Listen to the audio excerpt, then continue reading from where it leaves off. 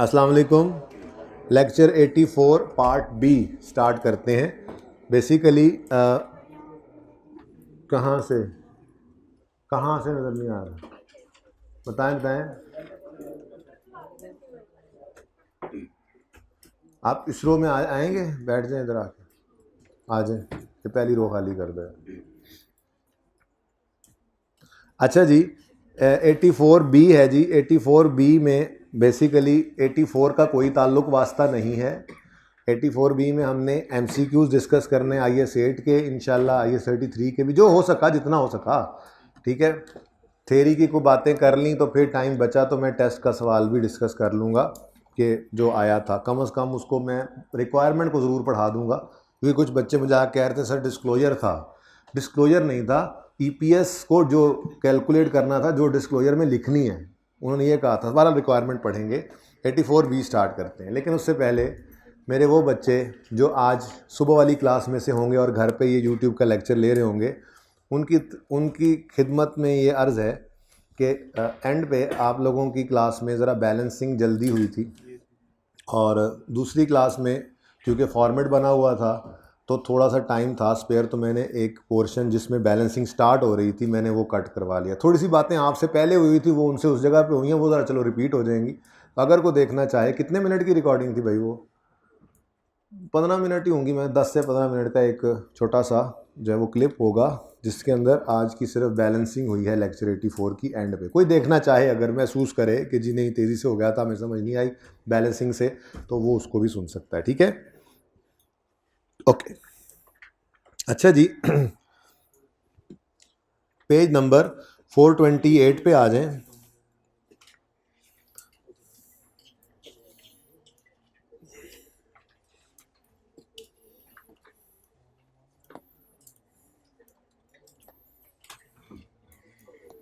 जी पहुंच गए सारे? वैसे तो थेरी पहले पढ़ के आना चाहिए था, लेकिन ट्राई करते हैं ज़रा, थेरी पढ़े बगैर भी कितने को MCQs हो जाते हैं। फिर जो यहाँ से थेरी के किसी जगह को टच कर रहे होंगे वहाँ से मैं पढ़ा भी दूंगा, साथ साथ वो भी हो जाएगी, ठीक है। कोशिश करते हैं आधे घंटे में ये MCQs भुगत जाएँ। विच टू, 3:45 तक वैसे क्लास है। Which two of the following situations would, वैसे 4 बजे जमात हो गई है तो 3:45 वाला 50 मिनट तक भी जा सकता है। 5 मिनट लेट भी हो गया था ना भाई, जल्दी आ गया था, sorry. Which two of the following situations would not require a prior year adjustment? ये ना नॉट को छुपा लिया करो, ये बड़ा परेशान करता है। हमने पढ़ा होता है ये करना है, ये करना है, ये करना है, और सवाल के अंदर वो लिख देता है बताओ कि कहाँ कहाँ क्या ये नहीं करना, तो फिर बंदा परेशान हो जाता है। तो इसलिए नॉट को ज़रा थोड़ी देर के लिए छुपा देते हैं, ठीक है जी। अब वो चीज़ें हमने इनमें से देखनी हैं जो प्रायर ईयर एडजस्टमेंट्स रिक्वायर कर रही हैं। ओके, चलो पढ़ते हैं। In last years financial statements, वैसे मेरे ख्याल में ये MCQ हुआ भी था। In last years financial statements inventories are understated, नीचे बैलेंस गलती से आ गया, by a material amount due to system error. अब ये पिछले साल की फाइनेंशियल स्टेटमेंट्स में एक गलती हो गई है, तो प्रायर ईयर की एडजस्टमेंट इसमें चाहिए या नहीं चाहिए? इसमें चाहिए, टिक कर लिया हमने। लेकिन रिक्वायरमेंट पता नहीं क्या, अभी मैंने वो नहीं पढ़ी, उसने नोट कहा हुआ है, ठीक है ना। इसमें प्रायर ईयर की एडजस्टमेंट चाहिए कि नहीं चाहिए? बोलो चाहिए ना, क्योंकि प्रायर ईयर की गलती है, इस साल में पता लगा। अ company has changed it's allowance for irrecoverable receivables, ये प्रोविजन फॉर डाउटफुल डेट का दूसरा नाम है, provision for doubtful debts. Provision किसे कहते हैं? ओह चलो जी, पता लग गया यहीं से ही। चलो बहरहाल, अंदाजे के चेंज को तो चेंज इन एस्टीमेट कहते हैं ना जी, वो तो हम वैसे ही वो रिट्रोस्पेक्टिवली नहीं लगाया करते। A company has change its provision for doubtful debt from 10 to outstanding debts to everything over 120 days, यानी कि उन्होंने परसेंटेज से एज एनालिसिस पे वो ले आए हैं। इंट्रो में पढ़ा हुआ है आपने, डेट जितना पुराना उतना शक वाला, ये तो मैंने भी बताया था करेक्शन के अंदर जब बैड डाउटफुल डेट में रिवाइज करा रहा था, ठीक है ना। तो उन्होंने पॉलिसी बदल दी, ये पॉलिसी नहीं असल में, ये एस्टीमेट था। बिजनेस पॉलिसी ना कहो, बस एस्टीमेट है। एस्टीमेट था 10% भागेंगे, अब एस्टीमेट क्या लगा रहे हैं, जो 120 दिन से ऊपर हैं वो समझो भागेंगे, शक में चले गए, 4 महीने से जो भी पुराना हो रहा है डेटर वो शक में जा रहा है, ठीक है। तो ये क्या है, एस्टीमेट था, उस एस्टीमेट को कैलकुलेट करने का तरीका, जैसे लाइफ 10 साल थी 5 रह गई, प्रेजेंट वैल्यू इतनी, ये क्या चेंज इन एस्टीमेट होता था, ठीक है ना। तो ये चेंज इन एस्टीमेट है, इसमें हम रिट्रोस्पेक्टिवली नहीं रीस्टेट करते थे, यानी प्रायर ईयर की एडजस्टमेंट नहीं होती थी, ठीक है। तो इसमें तो नहीं करेंगे, ठीक है बेटा, आगे आ सकते हैं, थोड़ा साथ हो जाए बेटा, पहले इस रो में आ जाए, इस रो में। अच्छा जी, आपने वहां से जिनको नहीं नजर आ रहा था वो तो वहीं पे बैठे रह गए। किस किस किस किस स्टूडेंट को नहीं नजर आ रहा था एंड पे बात, आप नहीं कहा था?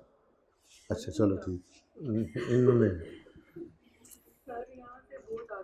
अच्छा जी चलें।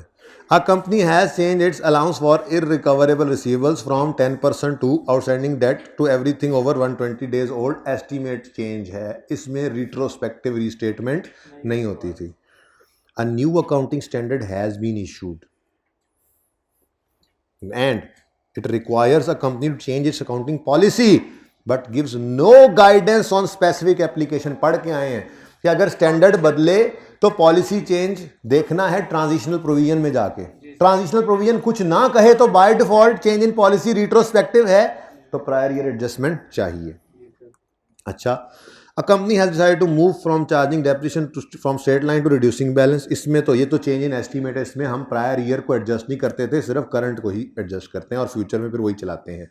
इसका मतलब ए और सी में प्रायर ईयर एडजस्टमेंट होती है, बी और डी में नहीं होती है। अब रिक्वायरमेंट जरा पढ़ लें ताकि 2 तरह के एमसीक्यूज तैयार हो जाए ना एक पढ़ के। जी जी, उन्होंने कहा है कि किस में प्रायर ईयर एडजस्टमेंट नहीं रिक्वायर्ड, तो नहीं रिक्वायर्ड बी में और नहीं रिक्वायर्ड डी में। चलें आगे। 2 इन अकॉर्डेंस विद, अच्छा ये जो नाम लिखा होता है ना ये बड़ा परेशान करता है, इसको ना ब्रैकेट में ले लिया करो ऐसे। IS 8 पढ़ लिया ना एक बार, क्या है जी IS 8, बस ठीक है जी। अब क्या क्या रहा है जी, ये सिर्फ इतनी सी बात है। How is a change in accounting estimate accounted for by changing the current year figure but not the previous year figure. सही लग रहा है, चलो। By changing the current year figure and the previous year, no alteration of any figure, लेकिन disclosure है no, neither alteration of figure not disclosure. मेरे ख्याल में तो फिर ए ही बचता है, ठीक है। A option is the correct option. इसमें हम अकाउंटिंग उस साल को तो चेंज करते ही है ना फिगर को, ठीक है, लेकिन प्रीवियस को नहीं छेड़ते। ओके डन जी। No alteration of any figure, नहीं अल्टर करते हैं चेंज इन एस्टीमेट का और फिर नोट भी देते हैं। तो बेसिकली नोट तो लाजमी है, नोट तो है, ये दोनों जगहों पे सही लिखा हुआ था, नोट तो होना है। लेकिन एक में कहता है अल्टरेशन मत करो सिर्फ नोट नो, दूसरे में कहता है ना अल्टरेशन करो ना नोट दो, ये तो बिल्कुल ही गलत है दोनों ही, ठीक है। हाँ शक पहलों में पड़ता है, वो कहता है जी करंट ईयर फिगर को छेड़ो प्रीवियस को ना छेड़ो, ये तो सही है। करंट को छेड़ो प्रीवियस को भी छेड़ो, ये नहीं करते तो फिर यही बच गया, ठीक है। 3 अकॉर्डिंग टू IS 8 ब्ला ब्ला ब्ला ऐसे, वरना जो यही पढ़ते हुए असल सवाल भूल जाता है कि वो क्या है। तो देख लो ना क्या लिखा हुआ है अकॉर्डिंग टू IS 8, बस ब्रैकेट में ले लो, लंबा सा नाम है स्टैंडर्ड का, बड़ा मसला आता है वैसे ही वरना खामों का। अब बात क्या है, रिक्वायरमेंट क्या है। How should a material error in previous financial reporting period B accounted for. बताओ देन में क्या सोचा हुआ है। हम प्रीवियस को भी सही करते हैं और current by making an adjustment in financial statement of current period through statement of profit or loss and note बनाओ, and note तो बनाते हैं, नहीं प्रायर ईयर एरर का नोट तो बनाते हैं, लेकिन उस नोट में ये लिखते हैं किस किस में चेंज आया, उसमें करंट ईयर को प्रेजेंट नहीं करते माना।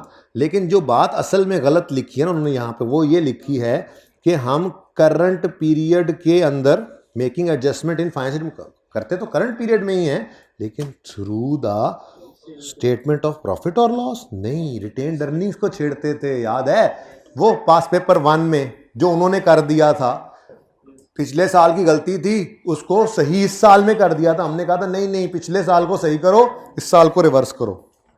याद है कि दिखाऊं वो सवाल जाके। तो इसका मतलब करंट ईयर में नहीं करते, ये तो गलत है, ठीक है। ये गलत है। Next, by making adjustment in financial statements of current period as a movement on reserves, ये कुछ सही लग रहा है, लेकिन कह रहा है as a movement on reserves and disclosing the nature, कुछ बात नहीं बन रही। ठीक है, प्रीवियस ईयर को चेंज करना होगा, इसको तो नहीं चेंज करना, पहला तो गलत था। इसमें कह रहा है एडजस्टमेंट करनी है financial statements of current period, नहीं ये तो फिर गड़बड़ होगी ना, पूरी बात तो यूं चल रही है, करंट पीरियड में adjustment through profit and loss, current year में मूवमेंट ऑफ रिजर्व्स। अब करंट पीरियड के तो रिजर्व्स नहीं मूवमेंट में आते थे, पिछले साल की गलती को पिछले साल के प्रॉफिट पे छेड़ते थे और फिर रिटेन्ड अर्निंग्स का क्लोजिंग भी छिड़ता था और वो रीस्टेट होता था प्रीवियस ईयर का रिटेन्ड अर्निंग्स का। मुझे इस पे अभी शक है, ठीक है, मैं तो कह रहा हूँ ये भी सही नहीं है। बाय रीस्टेटिंग द कंपैरेटिव, हाँ ये कोई लगता है प्रोफेशनल बात आई है, for the previous year eight there corrected value and disclosing the, हाँ तो रीस्टेटिंग द कंपैरेटिव ऑफ प्रीवियस, पिछले साल की retained earnings. Opening let's say यकम जनवरी 18, पैट ऑफ 18, फिर क्लोजिंग 31 दिसंबर 18, फिर पैट ऑफ 19, फिर क्लोजिंग ऑफ 19। अब इधर खड़े होकर पता चला इस साल में गलती थी पिछले में, ठीक है ना, तो हम क्या करते थे, हम जाकर पिछले साल की गलती को पिछले साल के प्रॉफिट्स में एडजस्ट करते थे ऐसे करके, ठीक है ना, माइनस या प्लस वगैरह, ओके, और फिर इस फिगर को कहते थे ये भी रीस्टेट होगी, ये भी रीस्टेट होगी, ठीक है। तो रीस्टेट किया हमने कंपैरेटिव को, हम 18 ये चेंज इन इक्विटी बनती थी, ये चेंजेस इन इक्विटी बनती थी, statement of changes in equity for the year ended 31 दिसंबर 19, याद है। तो 19 के साल की चेंज इन इक्विटी में 19 की रिटेन्ड अर्निंग्स को नहीं रीस्टेट करते थे, रीस्टेटेड कहां लिखा होता था, यहां यहां, ठीक है ना। तो bye restating the comparatives, okay, ये सही है जी, ये अभी तक तो ये सही है। आगे कहते हैं by restating the comparative for the prior period at their correct value but without requirement of disclosure, नहीं जी प्रायर ईयर का नोट बना करता है, ठीक है, डिस्क्लोजर ऑफ नेचर वगैरह ये सब कुछ बताते हैं हम, ठीक है। तो मेरे ख्याल में तो C option is the correct option, ये ही ओनली ऑप्शन सही है, ठीक है जी। देख लें कोई क्वेश्चन है तो पूछें। B, by making an adjustment in financial statement of the current, यही गलत, ये है गलत, ये है financial statements of the current period, financial statements of the current, इसीलिए तो मैंने ये बनवाई है। अगर financial statements of current period की बात करें ना भाई, तो financial statements of current period तो बनती हैं सिर्फ ये, आप सही है, ठीक है ना। अब पढ़ो जरा, अब पढ़ो, इसको सामने रखो, इसलिए तो बनाया है, अब सामने रखो। ये जो बात लिखी है ये रीस्टेटिंग द कंपैरेटिव, ये यहां लिखी हुई है, और ये कह रहे थे कि ये वाली बात यहां पर सही करो, ये यहां पर सही करो, डन हो गया, चलें आगे, ठीक है, जरा बारीक बीनी से देखना पड़ेगा। Next, 4, which of these changes would be classified as a change in accounting policy as determined by IAS 8 blah blah blah। बस ठीक है, IAS 8 में कुछ जो पूछना है वो पूछ रहा है, ठीक है ना, नाम को छोड़ो अब। अच्छा जी, अकाउंटिंग पॉलिसी का चेंज क्या क्या हो सकता है, increase the allowance of irrecover, ये तो चेंज इन एस्टीमेट है, estimate change in method of valuing inventory from FIFO to, हाँ ये पॉलिसी चेंज है, ठीक है। Change the depreciation from straight line to reducing balance, ये तो एस्टीमेट चेंज है। Change of useful life of motor, ये भी एस्टीमेट है। तो सिर्फ बी है चेंज इन अकाउंटिंग पॉलिसी, आसान है, ठीक है। नेक्स्ट नंबर 5, सही है, क्लियर है जी बेटा।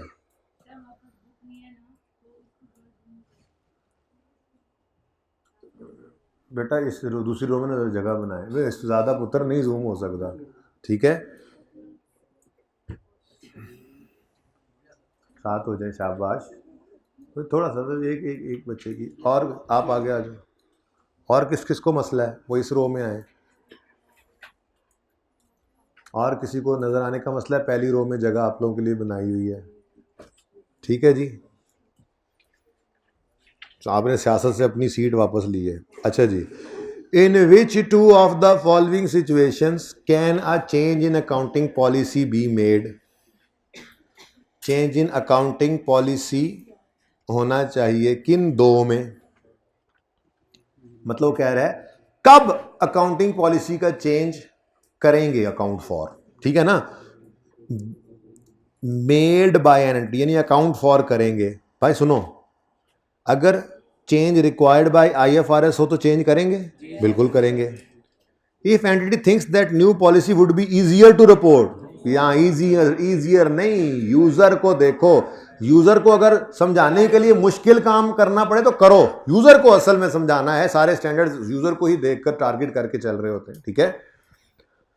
न्यू पॉलिसी वुड शो मोर, हाँ प्रॉफिट ज्यादा हो जाएंगे, खुदा का खौफ करो, जान तो अल्लाह को देनी है, मरना नहीं है। If new policy result in, हाँ ये more reliable and relevant presentation of events और ट्रांजैक्शंस, तो ए एंड डी। इस सूरत में, इन दो सूरतों में 2 नंबरी होगी, पॉलिसी बदलना ये 2 नंबरी है, ठीक है। Okay, number 6,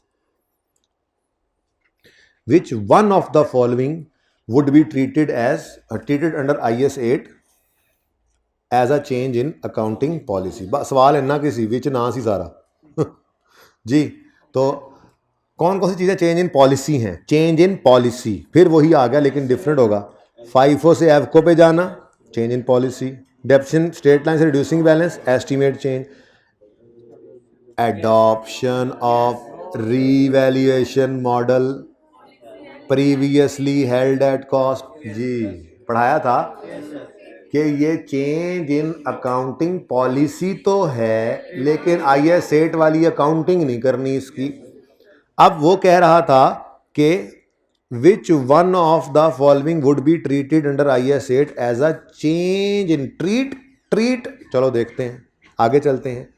capitalisation of borrowing cost which have arisen for the first time, ये कोई चेंज इन अकाउंटिंग पॉलिसी तो नहीं होती, ये तो एप्लीकेशन या सिलेक्शन ऑफ अकाउंटिंग पॉलिसी होती है फॉर द फर्स्ट टाइम, ठीक है जी। तो मेरे ख्याल में तो ये दोनों भी नहीं है। आप मसला ये आप कहोगे ये sir change in accounting policy तो है, और यार है, मैंने कब कहा नहीं है, लेकिन वो कह रहा है कौन सा, वैसे तो विच वन से भी अंदाजा हो रहा था, लेकिन वो कह रहा है कौन सा would be treated under IS 8। मसला क्या था, ये इसके बारे में हमने ये कहा था कि ये it is a change in policy, ठहर जाओ, चेंज इन पॉलिसी, हाँ, but treated under IS 16, but treated under, हाँ तो ट्रीट ये IS 16 के अंडर होता था, IS 8 के अंडर नहीं होता था, ट्रीटेड अंडर IS 16, ठीक है जी।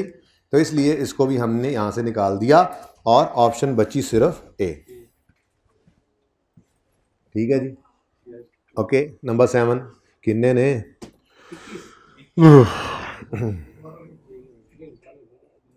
कोई बात नहीं यार, फिर अगले वीकेंड पे मिल लेंगे।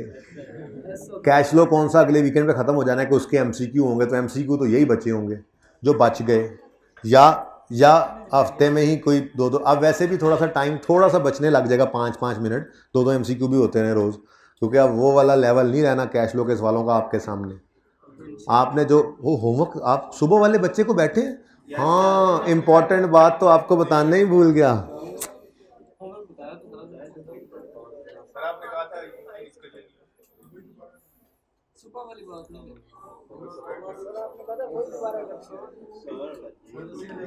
ओके जी। ये वो बच्चे मेरे घर पे बैठे हुए जो IS 8 और IS 33 के MCQs कर रहे हैं और सुबह वाली क्लास में थे, वैसे अगेन सुबह वाले ज़्यादा हैं, सर आप खड़ा करें सुबह वाले, चेक करो, जीते रहो, खुश रहो, आबाद रहो, ज़्यादातर वही हैं, ठीक है। तो देख लो, बस आप लोग हालात देख लो, पता नहीं क्या मसला है, ये दूसरी क्लास वाली ये हर दफ़ा ही ऐसे करते हैं, ठीक है। कम है ना, कम है, 10% भी नहीं है बच्चों आप लोग। अच्छा सुने, तो वो सुने, सुबह वाले बच्चे भी ये नोट फरमा लें, शाम वालों ने तो, शाम वाले नहीं, दूसरी क्लास वालों ने तो नोट कर लिया था, 7:30 वाले ये नोट कर लें, बैच 1 है 7:30 वाला। ओके, ये होमवर्क है। अमीन वाला सवाल 10 से 12 मिनट में पड़क जाएगा, करना ज़रा स्पीड से, ये नहीं कि बनाते रहो। नादिर वाला सवाल 70-80% इंशाल्लाह आप कर जाओगे, और टेक्सला वाला सवाल भी 50% से ऊपर आप करोगे इंशाल्लाह। अमीन वाला मुझे डिस्कस करने की ज़रूरत नहीं पड़ेगी, बाकी इन दोनों में से एक सॉल्व करूंगा मंडे को इंशाल्लाह पूरा, चाहे आप करके भी आएंगे, लेकिन चेक करूंगा, सख्ती बहुत होगी, ठीक है। और दूसरे की भी एडजस्टमेंट डिस्कस कर लूंगा जो करने वाली होगी, और फिर अगले दिन देखेंगे, वो आप कहेंगे तो वो कर देंगे, वरना कोई नया कर लेंगे, ठीक है। तो ये प्रैक्टिस करनी है बेटा, पर्चा पास करना है। तो संडे है ना, संडे, तो संडे पे 2 घंटे देने चाहिए आपको FAR को, ठीक है। किसी बच्चे ने कहा FAR 2 में सर संडे मर मर के आता है। मैंने कहा भाई आपका संडे तब आएगा जब आपको ICAP के नंबर से मैसेज आएगा, congratulations you have been admitted as a member, you have been qualified as a chartered, तब उससे अगला वीकेंड आपका वीकेंड होगा। वो वखरी गल है कि मैं भी कल बह के पढ़ना है ना, तो इंसान की ज़िंदगी में एफर्ट तो नहीं ख़त्म होती। लेकिन number 7, Which of the following is a change in accounting policy under IAS 8? अच्छा जी, classifying commission earned as revenue having previously classified, ये चेंज इन पॉलिसी की ही एग्जांपल पढ़ाई थी, याद है? एग्जांपल से समझाया था, ऊपर लिखी भी होगी एग्जांपल। ये बड़े काम की चीज़ है ये वन नोट, ये सारे सबूत अपने पास रखता है, आप मुकर ना सकें, और मैं भी ना मुकर सकूं, जैसे वो मैं भूल गया था क्यूमुलेटिव वाली बात दूसरी क्लास में। अच्छा, next, switching to purchasing plant using leases from a previous policy of purchasing plant for cash, ये बिजनेस पॉलिसी का चेंज था, ये अकाउंटिंग पॉलिसी का चेंज नहीं था। Change the value of subsidiaries inventory in line with group policy of inventory, ये भी consolidation adjustment थी, ये भी चेंज इन पॉलिसी नहीं है। रिवाइजिंग तो है ही चेंज इन एस्टीमेट, हद हो गई यार, एक ही था बस, पहला ही था। ओ टॉम एंड जेरी, कौन सा? छुट्टी वाले पड़े गए, छुट्टी वाले पड़े गए, छुट्टी वाले। अच्छा,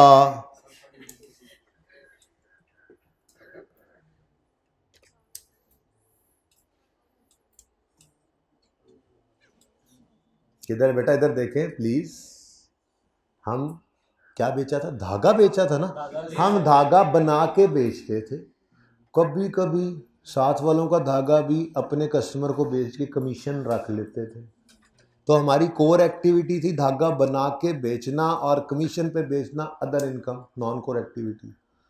हमारी फैक्ट्री बंद हो गई किसी वजह से, हमने धागा बना के बेचना छोड़ दिया। अवांड गवांड हमारे में जो ऑर्गेनाइजेशंस थी उनका धागा बन रहा था, हमारे लिंक्स मौजूद थे, हमने उनसे धागा उठाया, अपने कस्टमर्स को बेचा, अपना कमीशन रखा, और सिर्फ यही काम किया, अपनी तो फैक्ट्री बंद है। अब हमारी जो कमीशन इनकम है वो मेन कोर एक्टिविटी बन गई। तो अब इस साल के अंदर ये 3500 का मिसाल के तौर पे अगर मैंने कमाया है कमीशन, तो ये मेरा रेवेन्यू में नज़र आएगा, अदर इनकम तो नहीं है। अब ये रेवेन्यू पिछले साल अदर इनकम में हमने क्लासिफाई किया था, अगर इस साल ये उठा के रेवेन्यू में ले गए हैं तो इसको भी चेंज इन अकाउंटिंग पॉलिसी कहा था हमने। और ये एग्जाम्पल यहाँ पर लिखी हुई थी, ये जिसको मैंने इस तरह से समझाया था, ये पेज नंबर 390 था, ये पॉइंट नंबर 3 था, और ये इसकी एग्जाम्पल थी, मैंने अभी नहीं लिखी है, उसी वक्त का लिखा हुआ। तो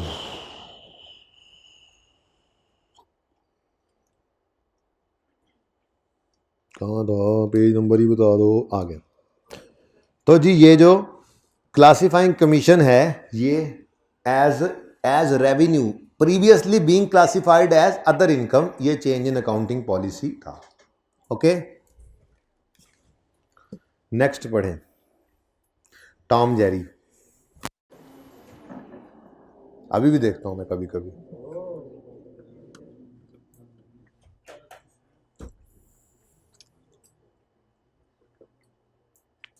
चाय पियोगे? तो पी लेना क्लास के बाद जाके।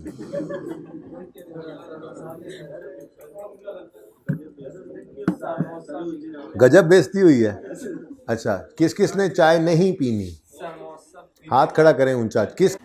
अच्छा जी। Directors of Tom limited are disappointed by draft profits for the year 30 September 13।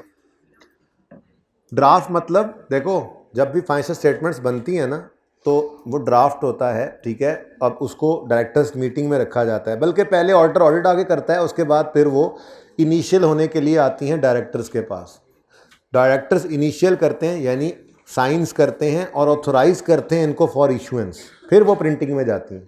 अब जब ड्राफ्ट फाइनेंशियल स्टेटमेंट्स थी, ऑडिटर ने उसको ऑडिट शूट करके सारा कुछ फाइनल करके दे दिया, तो डायरेक्टर्स की मीटिंग के अंदर वो फाइनेंशियल स्टेटमेंट्स उन्होंने देखी तो बड़े ही डिसअपॉइंट हुए, प्रॉफिट्स बड़े कम हैं। The companies assistant accountant Jerry has suggested the following. Jerry आया, उसने आगे कहा कि मैं आपको कुछ ऐसे गलत मशवरे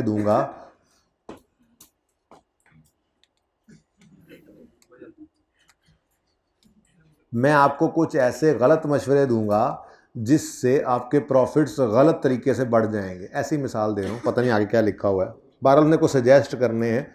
ज़ाहिर है अकाउंट्स अगर बन गए हैं तो सीधे तरीके से तो प्रॉफिट नहीं निकला होगा ना, तो अब वो सजेशन क्या देगा, चलो देखते हैं। A major item of plant that costed 20 million to purchase and install on यकम अक्टूबर 10। हम 30 सितंबर ईयर एंड 30 सितंबर 13 में खड़े हैं, तो पुराने ज़माने की बात है, यानी कि 2-3 साल पुरानी बात है। असल में 30 सितंबर ईयर एंड है ना, ऐसे कर लिया करें। वैसे तो इस सवाल में इतनी को ख़ास ज़रूरत नहीं थी, तो बहरहाल आपने ईयर एंड लिख लेना होता है, अच्छा होता है 30 सितंबर 2013। अब एक प्लस करो, मैंने ऐसे लिखना सिखाया हुआ है, एक दिन प्लस करो, यकम आ गई, और महीना माइनस करो, अक्टूबर आ गया, और 12, ठीक है। अच्छा, तो इस साल के शुरू होने से भी कोई 2 साल पहले की बात है। ये प्लांट खरीदा था और इंस्टॉल किया था 20 मिलियन पे। Is being depreciated on straight line basis over a 5 year period on यकम अक्टूबर 12, हमारे साल के पहले दिन। The production manager believed that plant was likely to last 8 years in total from the date of its purchase। अच्छा, अब initially को कह रहे थे कि स्ट्रेट लाइन बेसिस पर 5 साल पर डेप्रीशिएट होना है। 12 के स्टार्ट में वो कह रहे हैं, प्रोडक्शन मैनेजर बिलीव कर रहा है कि प्लांट जो है वो 8 साल चलेगा in total from date of its purchase. अब ज़रा देखते हैं, डेट ऑफ परचेज थी यकम अक्टूबर 10 से 11 और 12, 2 गुजर गए, रिमेनिंग लाइफ थी 6 साल। और वैसे रिमेनिंग लाइफ बनती कितनी थी, 5 साल इनिशियली था ना, 2 गुजर गए, 3 रहते हैं। अब वो कह रहा है कि टोटल में वो 8 साल लाइफ वाला हो गया है from date of its purchase, ठीक है। तो फिर 2 गुजर गए तो रिमेनिंग 6 बचते हैं। Jerry believes that as the useful estimated life has increased, the previous year's depreciation was overstated। यार हम तो ये सोच रहे थे कि शायद वो ये कहेगा, लो जी एस्टीमेट चेंज हो गया है, अब जो पहले 5 साल पे ऐसे डेप्रीशिएट हो रहा था इन टोटल, अब 8 पे होगा, तो जाहिर है डेप्रीसिएशन तो कम हो जाएगी ना, हैं। तो वो कहेगा लो जी एस्टीमेट चेंज हुआ है, इस साल के अंदर इसको आप ऐसे कर लें, और सही भी होगा, सही मशवरा दे रहा है। लेकिन लालच है ना इंसान, जैरी भी तो इंसान है। तो जैरी ये कह रहा है कि इस साल में तो ये होगा ही होगा, ये जो इस साल लाइफ में चेंज आया है इसका मतलब पिछले साल में भी फिर ये डेप्रिसिएशन ज़्यादा नहीं चार्ज हो गई, ठीक है। Jerry believes that as the useful life estimate has increased, the previous years depreciation was overstated and its depreciation expense should be पहली बात, प्रीवियस ईयर की डेप्रीसिएशन तो गई खूह खाते में, ये एस्टीमेट था जो चेंज हुआ, प्रीवियस ईयर को तो छेड़ नहीं सकता था।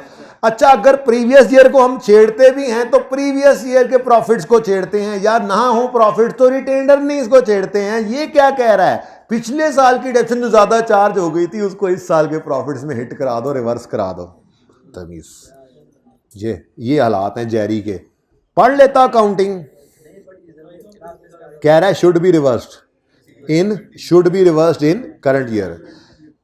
प्रीवियस ईयर्स डेप्रिसिएशन जो कि ओवरस्टेटेड थी should be reversed in current year. अपने तरफ से अब हलाल कर रहा है अपनी नौकरी अकाउंटेंट। हद होगी यार, गलत मशवरे दे रहा है। तो बात समझ आई है? पहली बात है ये तो एस्टीमेट चेंज है, पिछले साल को छेड़ना ही नहीं होता। फिर अगर खुदा ना खास्ता को पॉलिसी या एरर होता, पॉलिसी चेंज या एरर होता तो प्रीवियस ईयर को जाके छेड़ते, करंट को तो कभी भी नहीं छेड़ते। ठीक है ना? पास पेपर 1 कितनी हेल्प कर रहे हैं, हालांकि कितना आसान सा लगता था, पिछले साल ही गलती इस साल छेड़ी, इसीलिए तो किया था ये पास पेपर 1 इसका। तो what is the nature of change being proposed by Jerry and how should it be applied? जी जेरी ने जो चेंज कही है ना, ये तो असल में नेचर ऑफ चेंज जो जेरी प्रपोज कर रहा है, मेजर प्लांट की कॉस्ट जिसकी जख्म उसकी लाइफ में चेंज आया, ये तो चेंज इन एस्टीमेट होता था। यार वैसे बड़ा अजीब सा लग रहा है, ये दीवार बिल्कुल स्पार्ट हो गई। आप लोग आ ही जाते हैं हाइब्रिड वालों, बंद है कैमरा, ऐसे लगता है जैसे पता नहीं कुछ रोज की आदत है ना, नजर आ रहा है सही है और ये है और वो है। अभी नहीं कोई ना जाके बैठे, लेकिन वो ऐसे ना जब दीवार आगे से ऐसे रख के मारती है, मैं उधर देखता हूँ तो ऐसे देखता हूँ ना, आदत बनी हुई है। हाँ उधर सही चल रहा है, जैसे ही देखता हूँ आगे दीवार, कोई बात नहीं कर लेता हूँ एडजस्ट। हाँ जी, चेंज इन पॉलिसी है या चेंज इन एस्टीमेट है या प्रायर ईयर एरर है? पहली बात है चेंज इन एस्टीमेट है। दूसरा ये प्रोस्पेक्टिवली अप्लाई होता है, ये हमारा नॉलेज है IAS 8 का। अब देखते हैं उन्होंने क्या बताया हुआ। चेंज इन पॉलिसी है, चेंज इन पॉलिसी है, मैं आगे पढ़ ही नहीं रहा, retrospective prospective, change in policy है ही नहीं। चेंज इन एस्टीमेट, हाँ रिट्रोस्पेक्टिव नहीं, चेंज इन एस्टीमेट तो रिट्रोस्पेक्टिव होता ही नहीं है। ठीक है, चेंज इन पॉलिसी है, प्रोस्पेक्टिव है। नेक्स्ट, हम समझे थे पता नहीं कोई कैलकुलेशन आएगी है आगे। It is impracticable to make retrospective application to a period if it is impracticable, तो क्या करो, make change only to the current period. नहीं, ये बाय डिफॉल्ट नहीं ऐसे कर लेना। स्टैंडर्ड कहता था कोशिश करो जितना जा सको जाओ, और अगर बिल्कुल पिछले साल के एंड पे आखिरी दिन ही आग लगी थी, कुछ नहीं बचा, तो फिर करंट ईयर तो कर ही लो। ये तो आखिरी लास्ट रिजॉर्ट था जी। इम्प्रैक्टिकेबल है retrospective application, apply change to earliest possible, ये सही लग रहा है। Do not make change, make the change in next B. Which two of the following would be treated as change in accounting policy? Treated as change in accounting. Entity has received its first government grant and is applying deferred by first application adoption. This is not change. Entity has revalued its properties. Up to now, they had all been carried at historical cost. अच्छा, अब यहां पर उसने ये नहीं कहा treated under IAS 8। सुभान अल्लाह यार, कितना जबरदस्त है यार। ये देखो जरा, किथे गया ओ, किथे 6 जी, ये देखो यहां पे कहता था ट्रीटेड अंडर IAS 8, तो हमने कहा था IAS 16 वाले को निकाल दो। यहां पे कह रहा है treated as change in policy, तो चेंज इन पॉलिसी तो है ना IAS 16 वाला। हाँ देखा, बारीक बीन है आप तो माशाल्लाह। Which two of the following would be treated as change in policy? Entity has revalued its properties.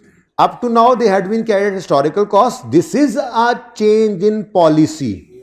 This is treated as change in policy, but this change in policy is accounted for in accordance with IAS 16, not IAS 8। असल मसला ये है, ठीक है ना, accounting policy का change तो ये है, ये है। Entity has reclassified development cost from operating expense to cost of sale. हाँ देखते हैं। एंटिटी हैज इंक्रीज्ड, ये तो नहीं है, अब ये तो है, ये नहीं है, ये भी नहीं है। ये सी के बारे में, ओहो सॉरी, ये हाँ सही है, मैंने सुना शायद ए है। सी एग्जाम्पल कहीं पढ़ी नहीं, लेकिन इस जैसी ही तो अभी रिवाइज भी कराई उस बच्चे की वजह से, आप लोगों को उसकी बरकत से रिवाइज भी कराया, और वो इनकम की बात हो रही थी, ये एक्सपेंस की होगी है। फ़र्क क्या है? आज तक एक चीज अदर इनकम में आ रही थी, आज से आने लग गई रेवेन्यू में, है तो वो भी इनकम ये भी इनकम, इसको क्या कहा? Change in policy. ऐसी ही बात है यहाँ एक्सपेंस के पॉइंट ऑफ व्यू से है। एक्सपेंस को इनकम या इनकम का एक्सपेंस नहीं बनाया, वहां पे भी एक इनकम ही थी, फिर इनकम ही रही, सिर्फ नाम बदल दिया, अदर इनकम से रेवेन्यू कहा। यहां पे भी क्या है? एक एक्सपेंस है, वो एक्सपेंस असल में ये डेवलपमेंट कॉस्ट, मतलब ये IAS 38 में पढ़ना है आपने जाके, जब तक डेवलपमेंट कॉस्ट 6 क्राइटेरिया मीट ना करे तो एसेट नहीं बनता, एक्सपेंस होता है। तो उसको वो आपको नहीं टेस्ट कर सकता, उसने इसलिए ज़रा बात समझा भी दी है, ट्रीटेड फ्रॉम इधर से उधर, बस वो दोनों तरफ एक्सपेंसेस ही रखे हुए हैं, ठीक है। डेवलपमेंट कॉस्ट, इससे ज़्यादा आपको नहीं पता होना चाहिए कि development cost means an expense, ठीक है ना। तो इसको अंडरलाइन करके लिख लो एक्सपेंस, बस एक एक्सपेंस है, नाम उसका डेवलपमेंट कॉस्ट है। ये डेवलपमेंट कॉस्ट कौन सा एक्सपेंस होता है ये हमारे लिए रेलेवेंट नहीं है, ये अगले पर्चे में जाके आप पहला टॉपिक ही नॉर्मली यही पढ़ा करते हैं, आसान टॉपिक है बड़ा, IAS 38 इंटेंजिबल्स का, वहां जाके ये पढ़ लेना। फिर एंटिटी हैज रीक्लासिफाइड,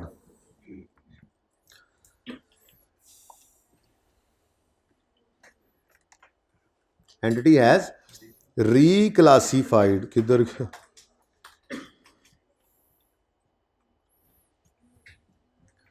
ये ना जी, ये रीक्लासिफाई ही किया था। देखो हमने इनकम को एक्सपेंस नहीं कहा था, एक्सपेंस को इनकम नहीं कहा था, हमने एक इनकम को ही इनकम कहा था, लेकिन उसकी क्लासिफिकेशन हम बदल गए थे। आजा भाई सामने, उसका क्या किया था जी हमने?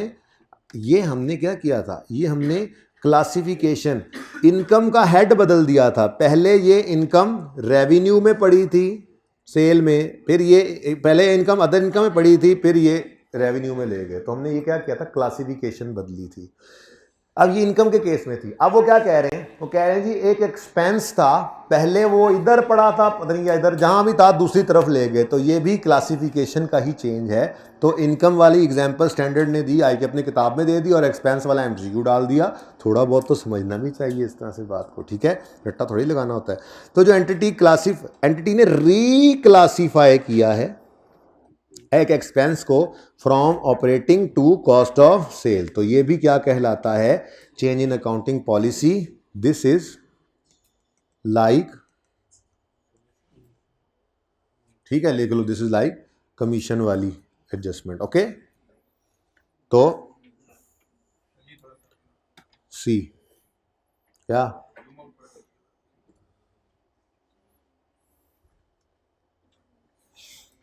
ये मैं वहीं से उठा के लाया हूं भाई।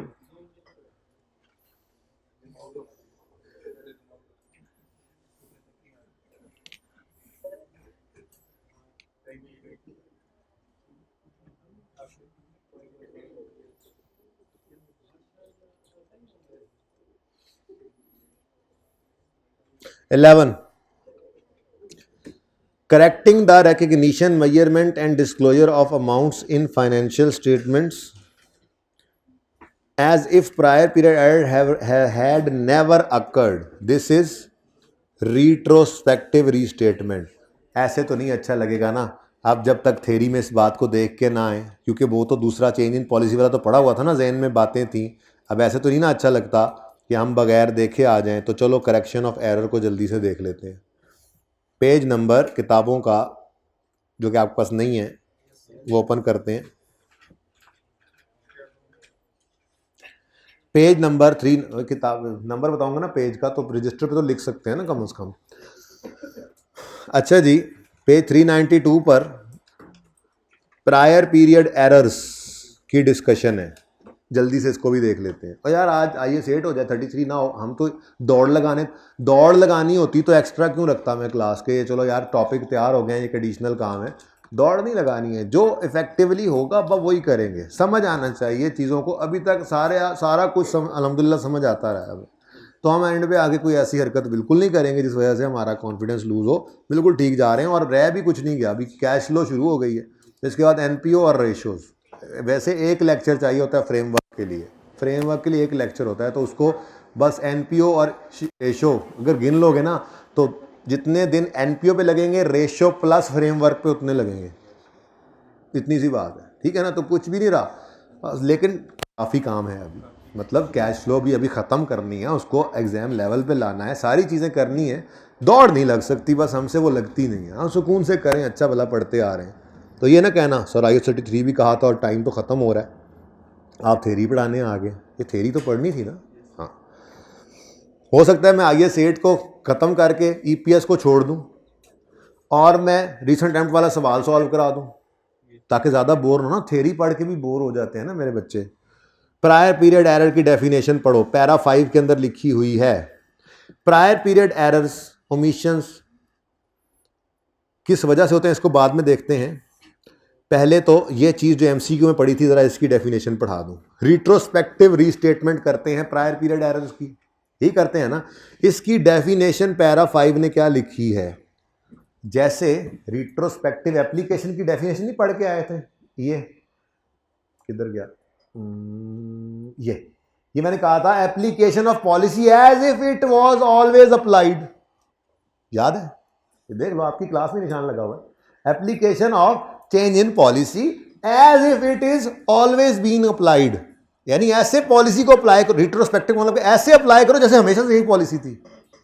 अब एरर की करेक्शन की बात क्या कर रहे हैं, ऐसे करेक्ट करो जैसे कभी था ही नहीं। ये पढ़ो, retrospective restatement, correction of recording या मेजरमेंट वगैरह, ठीक है, या डिस्क्लोजर, जिसकी भी गलती हुई है, करेक्शन करो of amounts of financial statement as if prior period error had never occurred, था ही कभी नहीं। Correction of amounts of financial statement as if prior period error had never occurred। ये डेफिनेशन पढ़ानी थी आपको, लेकिन अब चूंकि आ गए हैं चुनाचे अब ये सफा पढ़ के ही जाएंगे, ठीक है, जल्दी से। चलो जी, ये तो वो MCQ हो गया ना जिसको लेकर मैं इधर आया था, ठीक है, लेकिन चलो अब जल्दी से पढ़ लो। प्रायर पीरियड एरर होता क्या है, वो कहता है जी ओमिशन, ओमिशन कहते हैं एक चीज सिरे से ना आए, फाइनेंशियल स्टेटमेंट से ओमिट हो जाए, ओमिशन आई ही नहीं। मिस स्टेटमेंट आई तो है पर अमाउंट गलत है। ओमिशन क्या है, ओमिशन क्या है, आई ही नहीं, मिस स्टेटमेंट गलत आ गई। Prior period errors are omissions or misstatements for one or more periods because of failure to use information, failure to use information which was available, लेकिन आपने कहा कोई नहीं है, इंफॉर्मेशन नजर ही नहीं आई। सही से देखो, जैसे अम्मा अब्बा कहते हैं, अम्मा अक्सर कहती हैं फलां चीज बना लो, नजर नहीं आ रही, मेरी अक्खा ना वेख, वो वाली बात हो रही है। स्टूडेंट कह रहा है कि आपने ओमिशन या मिस स्टेटमेंट क्यों की, क्योंकि आप इंफॉर्मेशन को यूज करने से फेल कर गए, फेलियर टू यूज इंफॉर्मेशन जो कि अवेलेबल थी, आपको नजर नहीं आई, भूल गए, आगे पीछे हो गई, ठीक है। दूसरी सूरत, फेलियर टू यूज इंफॉर्मेशन जो कि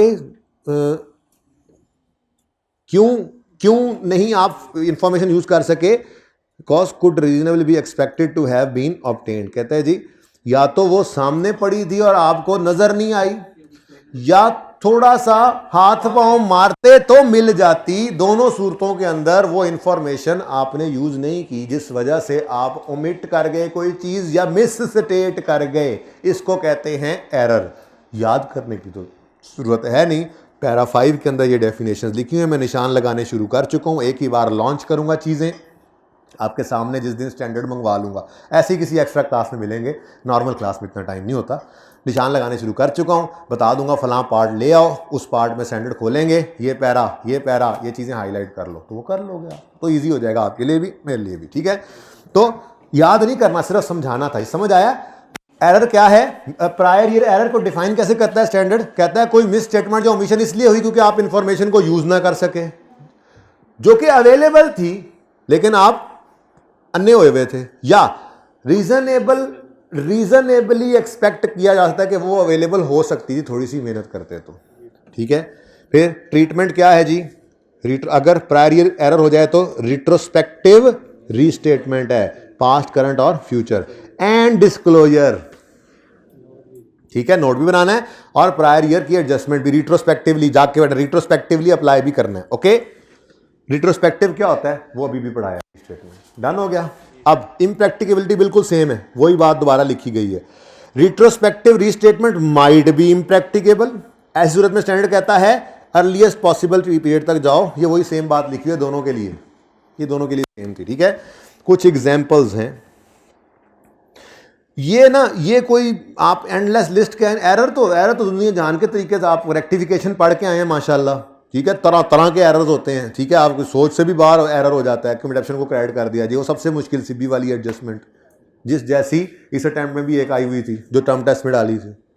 गलती तो गलती है, किसी भी तरह हो सकती है, ठीक है। तो बहुत सारी एग्जांपल्स हैं, ठीक है, इतनी इंपॉर्टेंट ये नहीं है, लेकिन देख लो। लास्ट ईयर फाइनेंशियल स्टेटमेंट में inventories were understated by material amount due to system error, repair was capitalized, mathematical mistake in applying accounting policy. ये नहीं कह रहा कि एप्लीकेशन कहते हैं पॉलिसी को अप्लाई। पहले क्या था, सिलेक्शन, यार ये इसी तरह चलवा दें, को बंद है तो। पहले क्या था जी, एप्लीकेशन सिलेक्शन के वक्त आपने कहा जी IS2 लगेगा मेरी इन्वेंट्रीज पे। अब मैं तुम्हें क्लास से निकालूंगा, सुबह बुलाऊं शाम बुलाऊं जब बुलाऊं, तुम्हारा बोलना ऐसा ही है, ठीक है।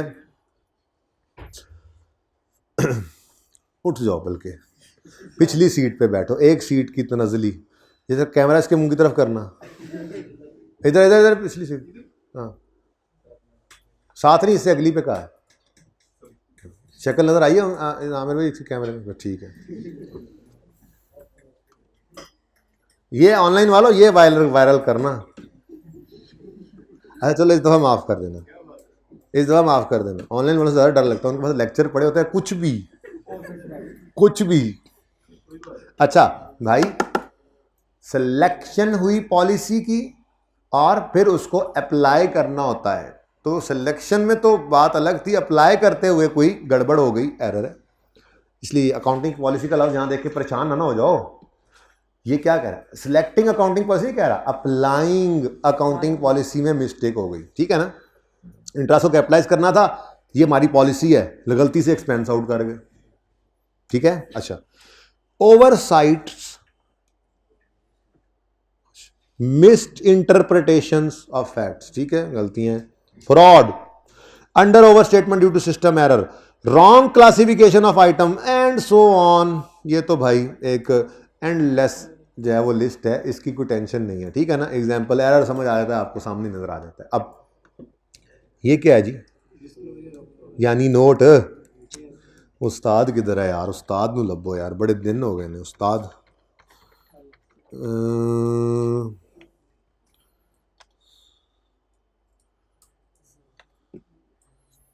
उस्ताद, उस्ताद याद आया, चेंज इन पॉलिसी का नोट, करंट पीरियड भी प्रेजेंट होता था, प्रायर भी। Error correction note current year को प्रेजेंट नहीं करते थे। बाकी ये नोट आपके सामने है, यही डिस्क्लोजर है। नेचर ऑफ एरर मैंने ये उस दिन पढ़ाया भी था आके यहाँ पे, जब मैंने यहाँ से अकाउंटिंग पॉलिसी का डिस्क्लोजर पढ़ाया था ना, चेंज इन अकाउंटिंग पॉलिसी का, तो इसमें लिखा हुआ था for current and previous periods, ठीक है। आज तो ये भी पढ़ सकते हैं आप, घर जाके पढ़िएगा जरा।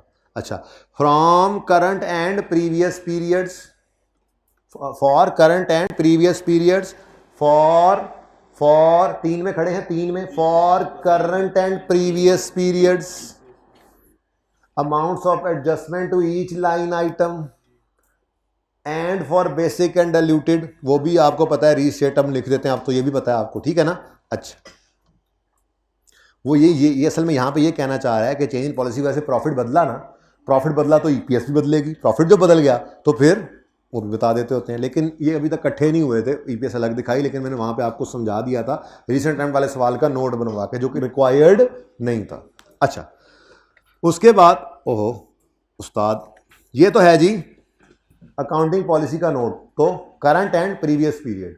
लेकिन जैसे ही हम एरर के नोट पे आए, नेचर ऑफ एरर बताओ, फॉर ईच, करंट नहीं लिखा हुआ, फॉर ईच, पीछे क्या लिखा था, for each current and prior period, और यहां पे फॉर ईच प्रायर पीरियड। जब एरर का नोट आया तो सिर्फ 15 में खड़े हैं, 15 को नहीं, सिर्फ प्रायर पीरियड या पीरियड्स, ठीक है। तो for each prior period presented the amount of adjustment to each line item in statement of financial statements and basic and direct DPS, ठीक है। तीसरा, correction at start of previous period, वही जो opening restate होता था।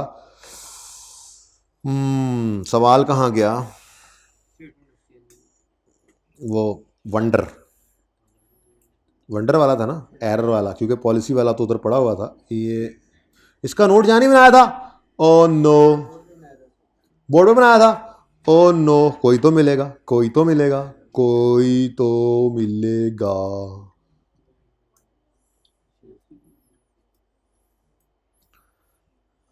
ये है wonder limited, नहीं है इसमें, ये है चेंज इन इक्विटी। मैं ढूंढ रहा हूँ statement of change in equity, हाँ ये मोहानी में तो चेंज इन पॉलिसी था। कोई एरर बताओ, कोई एरर बताओ जिसमें ओपनिंग हिला हो। चलो दफा करो, मिट्टी पाओ, छोड़ो यार, छोड़ो छोड़ो, ये सवाल के अंदर बस बोल देंगे कि एरर, अगर एरर हो तो इस तरह। देखो ये चेंज इन पॉलिसी है सवाल में तो, लेकिन समझो कि ये एक एरर हुआ था, जो एरर 2001 में हुआ था। 3 की गलती 3 में सही की, 2 की गलती 2 में सही की, 1 और उससे पहले की सारी गलतियां, यही लिखा हुआ था यहाँ पे, correction at start of previous period. ये है करंट पीरियड, ये है करंट पीरियड, यहां से यहां तक, ठीक है। और ये है प्रीवियस पीरियड, एक मिनट, ये है प्रीवियस पीरियड, ठीक है जी, ऐसा ही है। और ये है स्टार्ट ऑफ प्रीवियस पीरियड, ये भी तो चेंज हुआ है, यही कह रहे थे बस असल में, ओके। अच्छा, ओ दोवां पासे आ गया जे ते छा गया जे उस्ताद, ठीक है जी, ओके। अब जी last, if retrospective restatement is impracticable circumstances, बताओ कि क्यों है, आग लग गई सी जी, ठीक है, ओके। अब ये हमने एरर वाला पढ़ लिया, अब वापस चलते हैं ज़रा एमसीक्यूज़ पे। जो पॉलिसी चेंज एस्टीमेट चेंज वाला आ गया बीच में, तो वापस आएंगे दोबारा। उसके बाद मुझे भी लग रहा है काम हैवी हो रहा है, तो IE33 की थ्योरी और एमसीक्यूज़ हम आगे भी डाल सकते हैं। इसको पूरा करके हम वो पास पेपर जो रिसेंट टाइम वाला है वो कर लेंगे, ज़रा एंजॉय करेंगे। फिर देखो ना, अब चाय आने तक तो आप जा भी नहीं सकते, ज़रा लेट लाना चाहे भाई। हाँ, नमाज से पहले पहले जाते हुए बेशक पकड़ा देना इनको, मैं एंजॉय कराता हूँ तुम्हें, इधर एंजॉय करना है, एंजॉय करने आए हो। अच्छा जी, आप देखो भाई, ये जल्दी जल्दी होने वाले एमसीक्यूज हैं, आप हम थ्योरी पढ़ रहे हैं।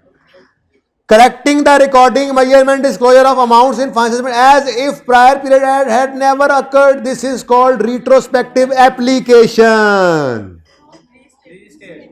रिट्रोस्पेक्टिव एप्लीकेशन कहा था, चेंज इन पॉलिसी की होती है, एरर की नहीं होती। देखा, एमसीक्यू बन गया छोटी सी बात से, ठीक है। तो रिट्रोस्पेक्टिव रीस्टेटमेंट होता है एरर को ऐसे सही करके लाना जैसे कभी था ही नहीं।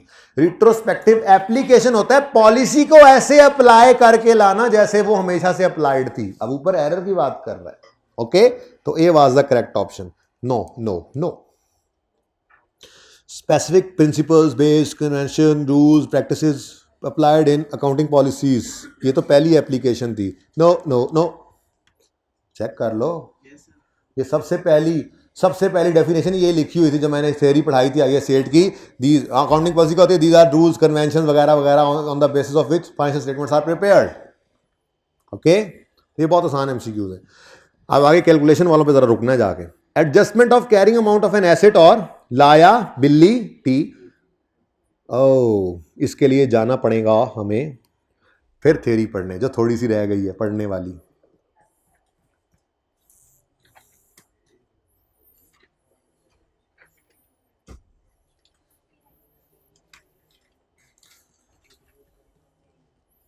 इतनी देर क्यों लग जाती है वापस जाते जाते, इतना लंबा चैप्टर हमने पढ़ लिया है और हमें लगता है कि अच्छा जी अदर एस्पेक्ट्स फिलहाल पेंडिंग लिख लेंगे इसके साथ घर जाकर।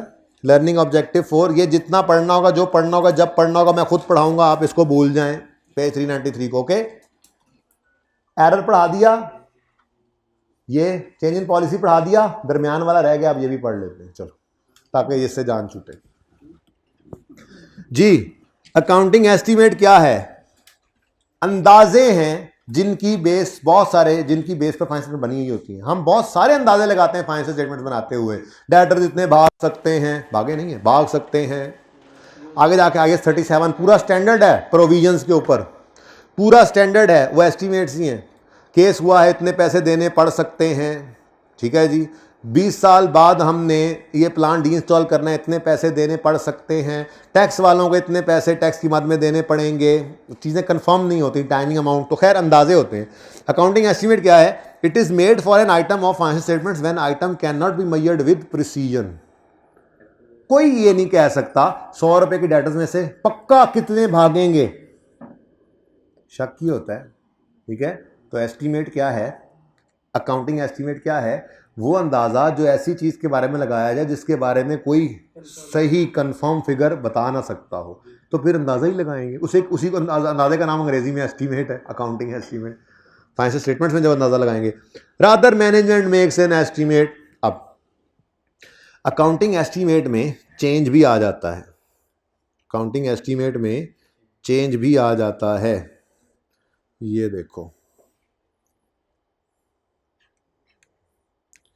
मैंने कहा यहीं से ले जाए ना उठाकर, फिर कौन लिखे। अच्छा बच्चों, आपने जो अकाउंटिंग एस्टीमेट का चेंज पढ़ रखा है आज तक, आपने जो अकाउंटिंग एस्टीमेट का चेंज पढ़ रखा है आज तक, वो ज़रा को बताएं एग्जाम्पल में, बताएं बताएं बताएं। यूजफुल लाइफ वगैरह का बदल जाना, बिल्कुल ठीक है, बिल्कुल ठीक है, यहीं पे लिखा हुआ है, ये देखो। चेंज इन एस्टीमेट क्या है? वो कहता है जी, it is an adjustment of,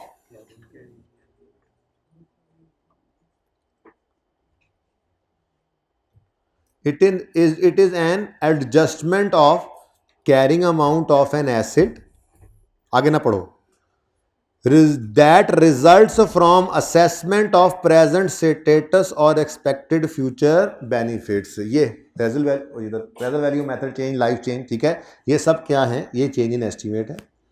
life बदल गई, आरवी, लाइफ, डेप्रिसिएशन मेथड, इनका बदल जाना, ये चेंज इन एस्टीमेट है। ये तो समझ आता है, ठीक है।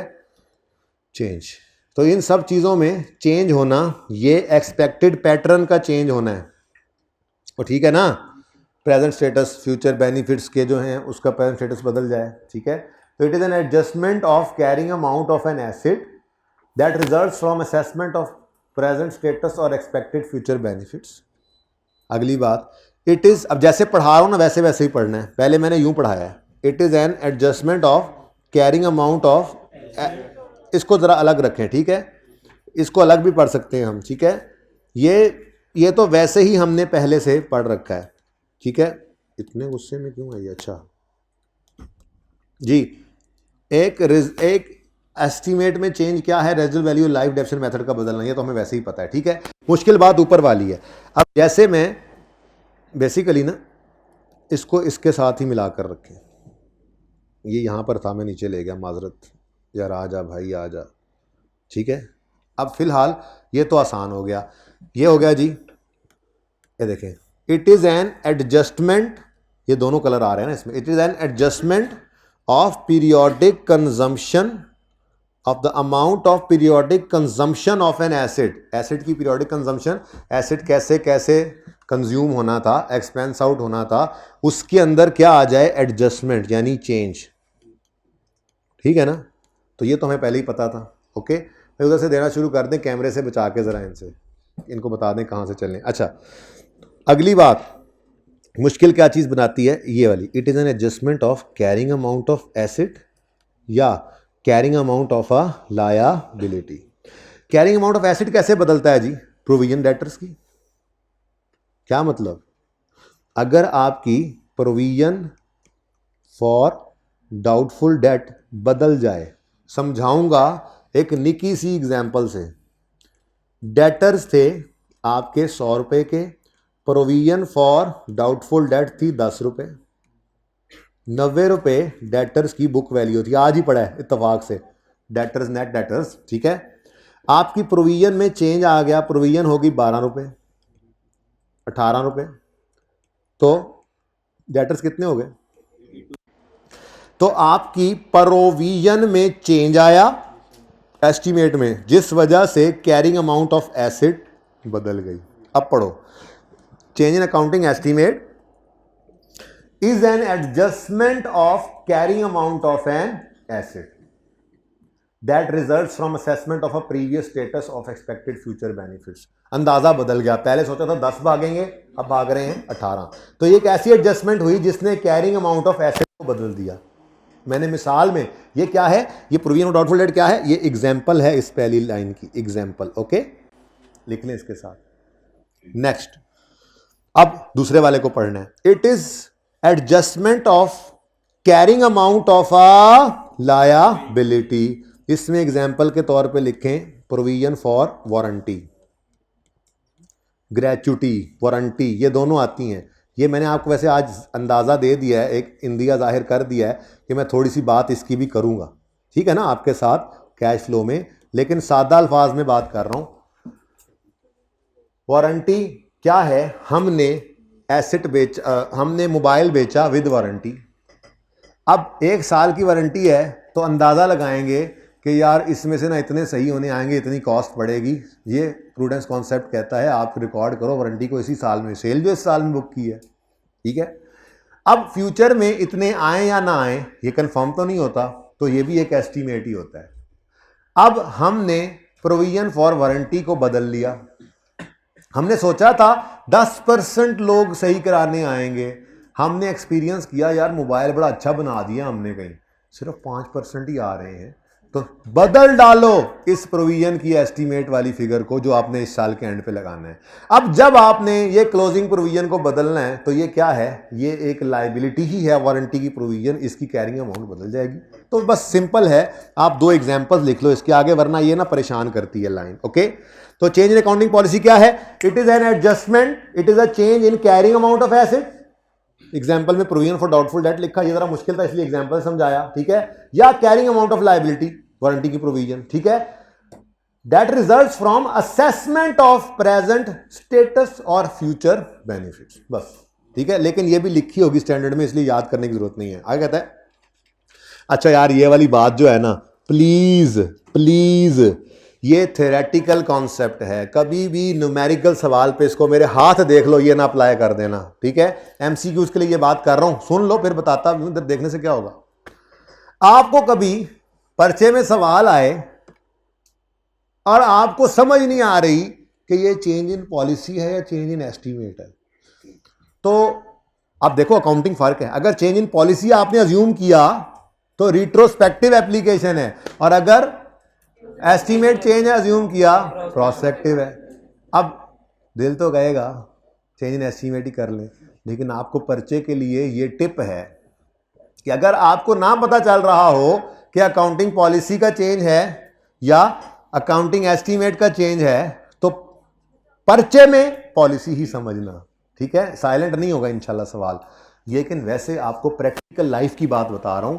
प्रैक्टिकल लाइफ में ओरिजिनली जब जिंदगी में आपके सामने बस यार ये पकड़ ले जाओ और डिस्टर्बेंस ना हो, ठीक है ना।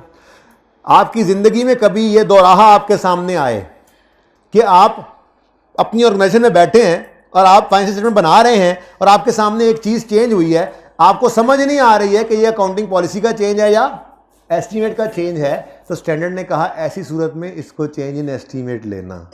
मैं इसलिए कह रहा हूं हाथ बांध के कि पर्चे में ना आपको थोड़ा सा अपने नॉलेज के मुताबिक ही चीज़ समझना ना, ये आपने कहना लो जी वो लिखा हुआ था हम तो चेंज इन एस्टीमेट ही कहेंगे, ऐसा ना करना। पर्चे के अंदर वो आपको पॉलिसी चेंज करवा के इंशाल्लाह नोट बनवाएगा, ठीक है ना। लेकिन एमसीक्यूज़ के पॉइंट ऑफ व्यू से ये लाइन है, note sometimes it is difficult to distinguish between accounting policy and change in accounting estimate. In such a case it is treated as change in estimate. लेकिन यहां पर आपने लिखा for practical life, okay, ये वहां पे जाकर यूज करना, एंड एमसीक्यूज इसको आपने अप्लाई नहीं करना प्लीज, अपने नॉलेज को यूज करते हुए अपने न्यूमेरिकल सवालों में, ओके। हाँ जी, ट्रीटमेंट क्या होती है किसकी यार, इसकी एग्जाम्पल कोई भी बना लो यार, कोई भी बना लो, आपको तो पता ही नहीं है, बहुत सारी चीज़ें होती हैं ना, तो कोई भी बना लो। फिलहाल आपको सामने नजर आएगा जो असल में ना, आपको मैं क्यों ये कह रहा हूं रिलैक्स होकर, आपके सामने जो स्टैंडर्ड्स हैं वो आपके नॉलेज के मुताबिक पॉलिसी डिफाइन कर रहे होंगे, ये हमारी पॉलिसी है। जब वो बदलेगी तो उसको चेंज इन पॉलिसी कहोगे। उसके अलावा आपने जो पढ़ा है मोटे मोटे 2-4 चीजें, वो एस्टिमेट चेंज है, इसके अलावा बाहर जाएगा नहीं। तो एक स्टैंडर्ड में एमसीक्यूज के पॉइंट ऑफ से छोटी सी बात लिखी हुई है, मैंने वो बता दी। अगर डिस्टिंग्विश ना कर पाओ, हाँ, जब आप कैफ करके CFAP करके फाइनल के बाद क्वालिफाई करके कहीं बैठे होगे ना, तो वहां पे आपको बहुत ब्रॉड स्पेक्ट्रम में चीज़ों का पता होगा। फाइनल पढ़ लो ना, अब बहुत सारी एग्जांपल्स हैं। वहां पर जाकर भी आप सारे नॉलेज को सामने रखकर भी सोचेंगे तो आपको किसी चीज़ के बारे में अगर समझ नहीं आ रही होगी ना, तो उसके बारे में स्टैंडर्ड ये कहता है, ठीक है ना। तो बस MCQs पे अप्लाई करना। ट्रीटमेंट क्या है जी चेंज इन एस्टिमेट का?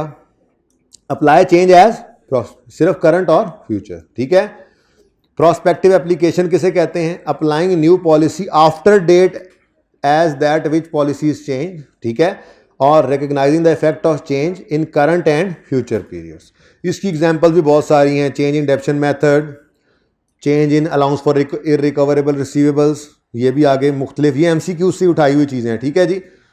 Changing charging depreciation from straight line to reducing balance, depreciation method change हो गया स्ट्रेट लाइन से, एंड सो ऑन, ठीक है जी। ये आगे भी एग्जांपल ऐसी हैं। Change useful life of motor vehicle, अभी पढ़ के आए हैं।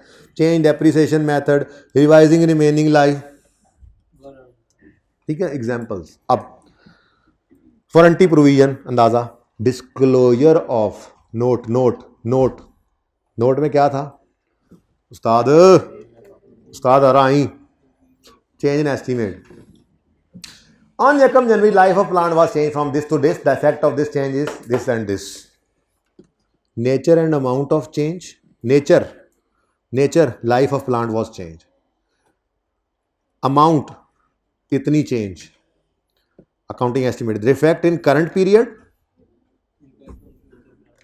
and future, if practicable, तो future periods. ठीक है जी. If effect of future period impracticable estimate, impractical to estimate it shall be disclose. अगर फ्यूचर में जाना इम्प्रैक्टिकेबल हो तो बता दो। भाई समझ आ गई? चलो ओके जी। अब आ जाए वापस MCQs पे जी। MCQs पे वापस आ जाए।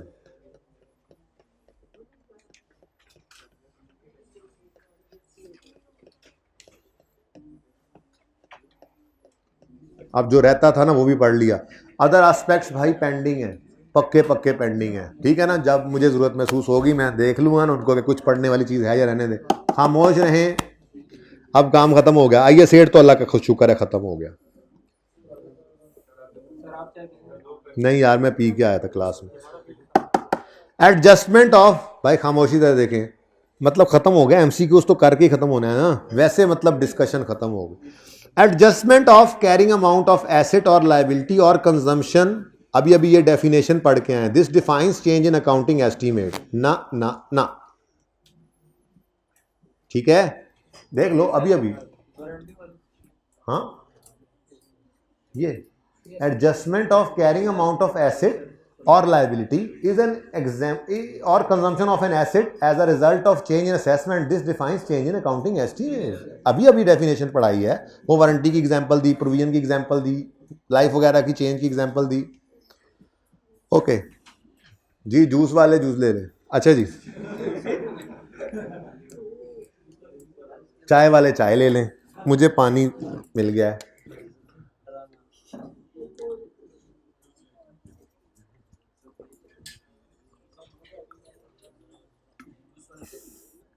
मैं तो वो पेट्रोल डाल के आता हूँ अगली क्लास में, अगर एक्स्ट्रा हो तो। चाय पिए बगैर कैसे आ सकता?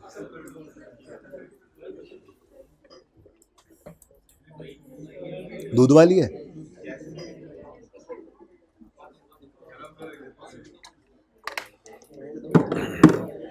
पानी चाहिए? ले लो। अच्छा जी सुने, चलें बस। Applying new policy to a transaction as if that policy had always been applied is retrospective restatement. नहीं, अच्छा ओके। ओह फिर आ गया जी, सवाल वही है लेकिन कैलकुलेशन है। अच्छा ये तो होमवर्क है, नहीं समझ आई थी इसकी। इसीलिए तो मैंने कहा है होमवर्क है, बहरहाल कल भी इसको देखा जा सकता है, एक आधा छोड़ेंगे बस। 16 पढ़ने दो मुझे, जिसमें मसला नहीं उसको छोड़ दिया है। इमारत टेक्सटाइल परचेज, मैंने वैसे बेसिकली ये दोनों करवाने हैं, आपको भी पता है। Imarat textile purchase a plant on यकम January at this time at the days that the useful life of asset was estimate 10 years after this estimate remain. ये भी होमवर्क है जी, ये तो चेंज इन एस्टिमेट का सवाल है, ये तो इतने ज़्यादा कर रखे हैं हमने। कीजिएगा, किसी को भी मसला आया तो मैं ज़रूर करूँगा, एक बच्चे को भी मसला आ गया मैं ज़रूर करवाऊँगा, एक को भी ना आया तो शायद फिर भी करवा दूँ, लेकिन भूल गया तो फिर माफ़ी है, लेकिन किसी को मसला आया तो बता दें। Oh, favourite question. A company is preparing its financial statements for the year ending 31 December 19 and discovered that in previous year following amounts were incorrectly capitalized in an intangible। कोई बात नहीं, आपने indefinite useful life वाला intangible हो ना जी, तो उसको आपने amortize नहीं करना होता, लेकिन अब ये IAS 38 के अंदर लिखा हुआ है, ठीक है ना। इसको हर साल इम्पेयरमेंट टेस्ट से गुजारते हैं, लेकिन आपको क्या ज़रूरत है ये बातें सोचने की। आपको सवाल में लाइफ नहीं गिवन, इंडेफिनिट लाइफ है ना, लाइफ नहीं गिवन, मेथड या रेट नहीं गिवन, तो आप डेप्रिशिएट नहीं करते होते, बस इतना काफ़ी, ठीक है। बाकी ये इंटेंजिबल है, आप इसका इन काट के सोच लें और आसान हो गया जी, बस अब आपका सवाल बन गया ये। अ कंपनी इज, वैसे ICAP ने ये भी कह दिया है, लेकिन वो NPO में कहा है कि इंटेंजिबल वाली बात जो उसमें लिखी है वो टेस्ट नहीं करूंगा मैं, ठीक है। इंटेंजिबल वैसे भी टेस्ट नहीं कर सकता IAS 38 FAR 2 के सिलेबस में, ओके। कितने गया जी। कंपनी 31 दिसंबर ईयर एंड 31 दिसंबर 19 की फाइनेंशियल स्टेटमेंट्स बना रही है और पता लगा है कि पिछले साल में एक गलती पकड़ी गई है कि ये वाली अमाउंट्स हो साल नहीं, पिछले सालों में 19 में खड़े होकर पता लगा 18, 17, 16, 15 में ये जो अमाउंट्स थी ये इनकरेक्टली कैपिटलाइज होती रही, यानी कि रॉन्ग क्या किया है इन्होंने, इंटेंजिबल एसेट, मैं IA लिखूंगा, इंटेंजिबल एसेट। आपने I को फोकस नहीं करना, एसेट को फोकस करना है बस, ठीक है। तो इंटेंजिबल एसेट डेबिट और कैश क्रेडिट करते रहे हैं ये मुख्तलिफ अमाउंट्स से, जबकि ये वो क्या कह रहे हैं कि अमाउंट्स वर इनकरेक्टली कैपिटलाइज का मतलब ये है कि फिर ये एक्सपेंस होगा ना, यानी ओरिजिनल होना चाहिए था, ओरिजिनल होना चाहिए था एक्सपेंस डेबिट कैश क्रेडिट, पर रॉन्गली कैपिटलाइज होता रहा, यानी intangible asset debit cash credit होता रहा, ठीक है जी। तो अब सही करना है तो करो फिर, ये तो दिमाग में करना था आपने जी। हाँ, 2015 से काम शुरू होना है। चलो जी, एक बार वर्किंग होगी दोनों MCQs फुड़क जाएंगे साथ ही, ठीक है। और 2015 में रेक्टिफाइंग एंट्री क्या करनी है जी, एक्सपेंस डेबिट करके इंटेंजिबल एसेट क्रेडिट करना है हमने 3 से। 2016 में 4 से, लेकिन फिगर बदल जाएगी, एंट्री सेम रही जी। 2017 में फिर 4 से expense debit intangible asset credit, और 18 में 5 से।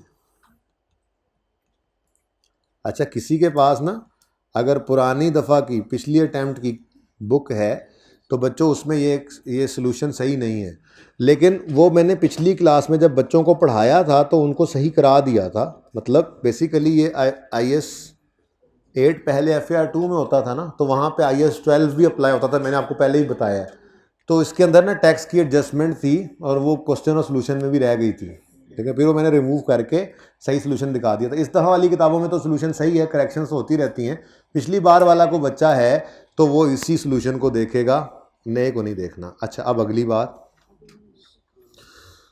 बात यह है बच्चों कि लाइफ इनडेफिनेट है, खुदा ना खास्ता ये लाइफ डेफिनेट होती तो एसेट कम हो रहा है तो डेप्रीसिएशन, नाम डेप्रीसिएशन ही रखो, वैसे होती है अमोर्टाइजेशन है, ठीक है ना, लेकिन अभी ज़रूरत नहीं है हमें। अगर लाइफ गिवन होती तो डेप्रीसिएशन भी बदल जाती, लेकिन ऐसा कुछ करने की ज़रूरत नहीं पड़ी, ओके। यही एडजस्टमेंट आपको ऐसे आई है जैसे आसिफ इंजीनियरिंग वाला सवाल था, ऐसी थी, हर साल। और फिर अगर लाइफ गिवन होती तो इसकी डेप्रीसिएशन का इम्पैक्ट 16, 17, 18 में, इसके डेप्रीसिएशन का इम्पैक्ट 17, 18 में, 16, 17, 18 में, इसका सॉरी इसका इम्पैक्ट 15, 16, 17, 18, 16 वाले का डेप्रीसिएशन का, 17 वाले का, 18 वाले का। ये बिल्कुल सर आसिफ वाला सवाल होगा, आसिफ इंजीनियरिंग वाला, ठीक है ना। अच्छा, अब सवाल पढ़ते हैं और उसकी रिक्वायरमेंट्स पूरी करते हैं। What amount should be deducted from retained earnings in statement of, बस आगे बाद में देखते हैं कौन से पीरियड की बात कर रहा है। फिलहाल ना इतना पता लग गया है कि मैंने statement of change in equity का रिटेन्ड अर्निंग्स का कॉलम अगर बना लिया ना तो मेरा ये सवाल हो जाना है। फिलहाल ऐसे लग रहा है, ठीक है। चलो, statement of changes in equity for the year ended, हम 18 में खड़े हैं और हेलो यार, फॉर द ईयर एंडेड 31 दिसंबर 18, इधर ही खड़े हैं ना हम। अब ओपनिंग 2 दफ़ा आएगा। क्यों 2 दफ़ा आएगा? अच्छा, सिर्फ रिटेन्ड अर्निंग्स हैं। अच्छा चलो वहीं ऊपर लिख लेंगे ओपनिंग बैलेंस और ओपनिंग बैलेंस। उसकी वजह यह है कि 18 में खड़े हैं तो 18 और 17 की गलतियां तो यहाँ पर सामने आ जाएंगी, उससे पहले वालों को ओपनिंग में।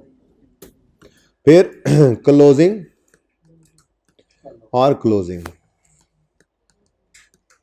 यहाँ पे लिखोगे 31 दिसंबर 18, यहाँ पे 31 दिसंबर 17, यहाँ पर यकम जनवरी 17 लिख लो, यकम जनवरी 17 लिख लो, और यहाँ पे prior year adjustment, error Shearer नहीं बोलना, फिर कभी पॉलिसी चेंज आए तो वो लिखना पड़ेगा, नया काम, ठीक है। अच्छा जी, सिर्फ रिटेन्ड अर्निंग्स का कॉलम बना रहे हैं हम, ठीक है। अब कोई प्रॉफिट प्रूफिट दिए हुए हैं? कख नहीं दिया हुआ, कोई गल ही नहीं, कोई गल ही नहीं। ये तो बता दो कि पैट ऑफ 17 इधर आएगा और पैट ऑफ 18 इधर आएगा। Okay done. अब यहाँ पर 17 का गलत प्रॉफिट पकड़ेंगे, यहाँ पे 18 का गलत प्रॉफिट पकड़ेंगे, एडजस्टमेंट्स करेंगे। लो भाई, मैंने वो फॉर्मेट बना दिया जो आपको बहुत महबूब है, आपको वो पता है, आप उसके साथ कंफर्टेबल है, ठीक है। अब जी ब्लू एडजस्टमेंट के लिए यूज करते थे। 18 के साल में एक्सपेंस को करो डेबिट, यानी बढ़ाओ, एक्सपेंस के बढ़ने से प्रॉफिट 18 के साल में क्या करोगे? -5, ठीक है। 17 के साल में सिर्फ प्रॉफिट एंड लॉस है ना, सिर्फ 17 में करोगे, 17 को देखोगे, ठीक है ना। बैलेंस शीट तो नहीं बना रहे कि एज ऑन करना है तो मैं स्टार्ट से देख कर आऊं जी। 4 से एक्सपेंस बढ़ाओ, प्रॉफिट 4 से कम हो जाएगा। अब इससे ऊपर 16, 15 या जितने मर्जी साल्स हों, इनका इंपैक्ट ओपनिंग पे डालना है। एक्सपेंस बढ़ रहे हैं, एक्सपेंस बढ़ने से प्रॉफिट कम होता है। 16 में एक्सपेंस 4 से बढ़ा तो प्रॉफिट 4 से कम, 15 में एक्सपेंस 3 से बढ़ा तो 3 से कम, यूं लिख देते हैं जी -3 -4, ठीक है जी। तो टोटल में -7 हो गया, ठीक है। अब मुझे नहीं पता है ओपनिंग का, इसीलिए मुझे नहीं पता है क्लोजिंग का। चूंकि मुझे नहीं पता असल प्रॉफिट का, तो मुझे नहीं पता इधर, नहीं पता इधर, नहीं पता, लेकिन फॉर्मेट सारा आपके हिसाब से बना दिया है। जो डाटा सवाल में गिवन है ना, उससे बस यही कुछ बन सकता था मुझसे, ठीक है। अब मैं रिक्वायरमेंट पढ़ता हूं। अब रिक्वायरमेंट सवाल करा दिए दोनों मैंने, चेक करो। What should be deducted from retained earnings in statement of change in equity on यकम जनवरी 18, यकम जनवरी 18, ये वाले की बात कर रहे हैं। What amount should be deducted from, अच्छा, retained earnings में से क्या चीज डिडक्ट होगी? तो मेरे ख्याल में तो ये 5 ही है, क्या ख्याल है? नहीं तो यकम जनवरी 18, सॉरी यकम जनवरी 18 पर यहां पर, अच्छा रीस्टेट, सॉरी रीस्टेट कहां कहां आएगा? रीस्टेट कहां कहां आएगा? जल्दी से बोलो। इस ओपनिंग पे, इस प्रॉफिट पर, 17 का प्रॉफिट तो गुजर गया भाई, ठीक है। अब जी बच्चों,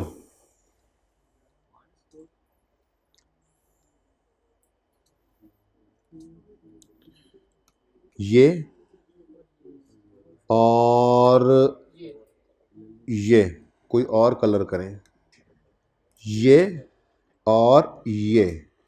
देखो ना, इस फिगर पर आते आते क्या डिडक्ट हो चुका है ये पूछ रहा है। जरा सुनो अब इधर दोबारा से।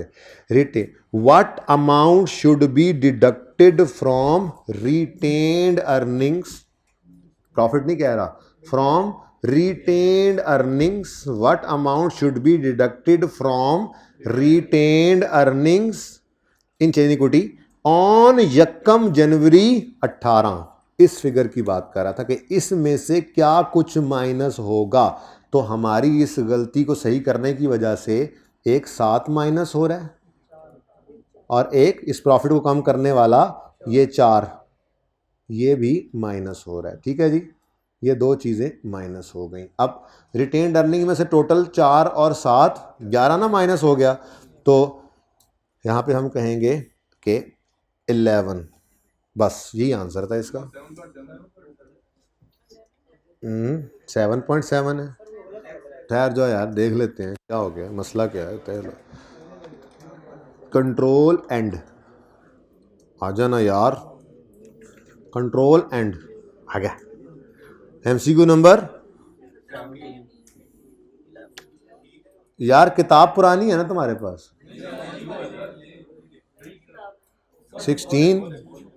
17 है ना। ये देखो रुपी, अच्छा और यार इधर देखो, इधर देख लेते थोड़ा सा, अल्लाह हिदायत दे।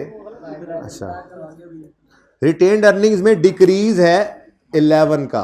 2018 के साल को इसलिए इग्नोर किया है कि सवाल यकम जनवरी 18 की रिटेन्ड अर्निंग्स मांग रहा है, बाकायदा उर्दू में लिख के बताया था, इसे पढ़ लेते। और यार कभी गलती मिस प्रिंटिंग भी, असल में ये मैंने कहा सवाल वो थे, मैं ये बदलना भूल गया था, अगली बार ये भी बदलूंगा।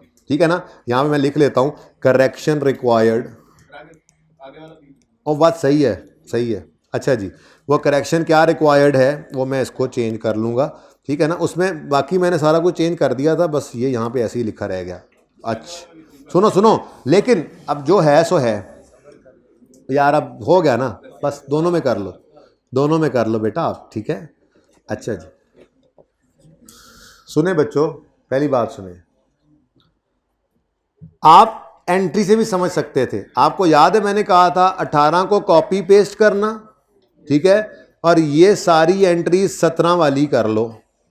अब आपको सिखाया था एसेट वाली साइड को लिख लो, तो 3 + 4 + 5, नहीं 4 ही है, कितना बनता है।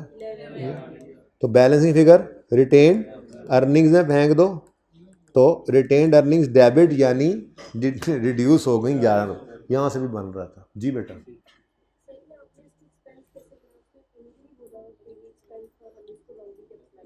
अच्छा रॉन्गली कैपिटलाइज किया है, कैपिटलाइज ना करते तो फिर क्या करते, ये आप बता दें, बता दें। असल में ना नेचर ही सामने जुमले के ऐसे है, मतलब इतनी बारीक सी चीज़ को तो कोई भी ना सोचे, फ़ायदा कौन ही ना, पर्चे में फंसने वाली बात है, सादा सी बात है। 19 से पता चला है कि प्रीवियस ईयर्स में इनकरेक्टली कैपिटलाइज किया है इंटेंजिबल में इन कॉस्ट्स को। अगर ना करते तो फिर जाहिर सी बात है दो ही ऑप्शन होते हैं एक्सपेंस आउट, एक चीज़ आपने खरीदी है, या आप उसको आज एक्सपेंस बनाओगे या एसेट बनाओगे, तीसरा क्या बना सकते हैं। ठीक है, अच्छा जी, ले भाई अगली बात, सवाल सेम है। Calculate the effect of profit 18 पर, लो ये 5 से प्रॉफिट क्या हो जाएगा, कम, रिड्यूस बाय ₹5, तो -5, ये -11। ठीक है जी, तो इसमें भी अगर सोल्यूशन में गलती है तो बेटा इसको सही कर लेना। ओके, इसको 5 कर लो, इसको 11 कर लो। ठीक है, अब तुम्हारी तकलीफ कुछ कम होगी। हो लिख दिया मैंने, गुस्सा क्या कर गए यार, बच्चे बने तो तुम लोग। 2 MCQ रह गए, 3 19। Most of entities competitors value their inventory using एफको, whereas entity uses the first in first out. अभी हैं 5 मिनट, नमाज में 10 मिनट है। Value of inventory at 30 September on FIFO is 20, however on एफको it is value at 18। By adopting same method as its competitor inventory was reported at 15 हैं। However on AVCO basis रूट कर क्या रहे हैं ये। What will be the effect of change on profit in the year 31 दिसंबर 13। हाँ जी, इसकी को समझ आई थी क्या हो रहा है। एलडीटी यूज कर रही है फर्स्ट इन फर्स्ट आउट, ठीक है। 30 सितंबर 13 इनका ईयर एंड है। वैल्यू ऑफ इन्वेंट्री 13 में फाइफो के अंडर थी उनकी 20, हाउएवर एफको की बेस पे बनती है 18। By adopting the same method एफको as competitor the inventory at 30 September 12, ये पिछले साल की थी 15 जो इस साल पे ओपनिंग बन जाएगी, इसका ये असर पड़ता है। ओ तो इम्पैक्ट ऑन प्रॉफिट वाली वर्किंग ही बन रही है मेरे ख्याल में, तो 1 मिनट का काम है जी। अब क्लोजिंग स्टॉक, क्लोजिंग स्टॉक 30 सितंबर, पहले 12 का लिख लो, खैर है 12 और 13। क्लोजिंग स्टॉक ऑफ 12, जो ये ओपनिंग कह रहा है पिछले साल क्लोजिंग ही था ना, 30 सितंबर 12 का closing stock was reported at 15, was reported at 15। However on एफको अब चेंज कर दिया ना जी हमने कि हम कंपेटिटर जैसे हो जाएं ताकि लोग कंपैरिजन कर सकें अच्छे तरीके से, ठीक है। तो अगर हम ये करते हैं तो क्लोजिंग ऑफ 12 15 से 13.5 पे आ रहा है, यानी कम हो रहा है। क्लोजिंग स्टॉक कम हो तो प्रॉफिट बढ़ेगा, डायरेक्ट रिलेशन है, याद है, डायरेक्ट ही है भाई, तुमने सही तो जवाब दिया था। क्लोजिंग स्टॉक कम हो तो प्रॉफिट कम होता है, बढ़े तो प्रॉफिट बढ़ता है, सही है बिल्कुल। बताओ कितना, 1.6 से माइनस, वो बाद में देखेंगे। उसके बाद क्लोजिंग स्टॉक 30 सितंबर 2013, तो ये 12 जरा करीब आ जाओ जी। अब 13 में क्या हुआ है, 13 में ये हुआ है 20 मिलियन पर हमने रखा हुआ था, लेकिन एफको पे लाते हैं तो 18। लेकिन हमने ये काम किया इसलिए ताकि कंपेटिटर के साथ कोई भी हमें कंपेयर यूजर करना चाहे तो कर सके, ठीक है। सारे लोग यही यूज कर रहे हैं, हम यही कर लेते हैं, ठीक है, ताकि हम कंपेरेटिव हो जाएं इंडस्ट्री से, ठीक है। लॉजिकल सी बात है, कोई मसला नहीं, 2 नंबरी कोई नहीं। 20 से 18 पे आ गया तो क्लोजिंग स्टॉक है 5, हाँ ये इस साल में भी कम हो गया, कितने से 2 से। 1 मिनट, इधर नहीं इधर, चलो। अब जो 1 साल का ओपनिंग होता है वो अगले साल क्लोजिंग, एक साल का क्लोजिंग होता है अगले साल ओपनिंग बनता है, तो ये 1.6 पॉजिटिव के साथ इधर लिख दो और सोचो मोचो मत, सोचो मोचो मत। 12 पे ये इम्पैक्ट है, 13 पे ये। अब पूछ क्या रहा था ये तो बताओ, ये मैंने इम्पैक्ट ऑन प्रॉफिट वो क्या कह रहा है, what will be the effect of change for the year 13। 0.4 से प्रॉफिट बढ़ जाएगा, ठीक है।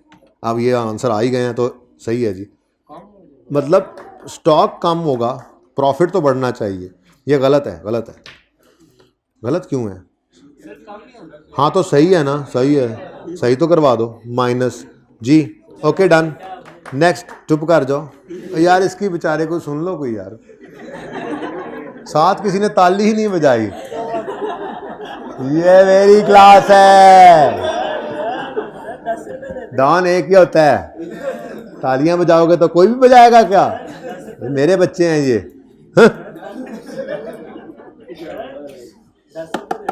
यार तुम चुप कर जाओ,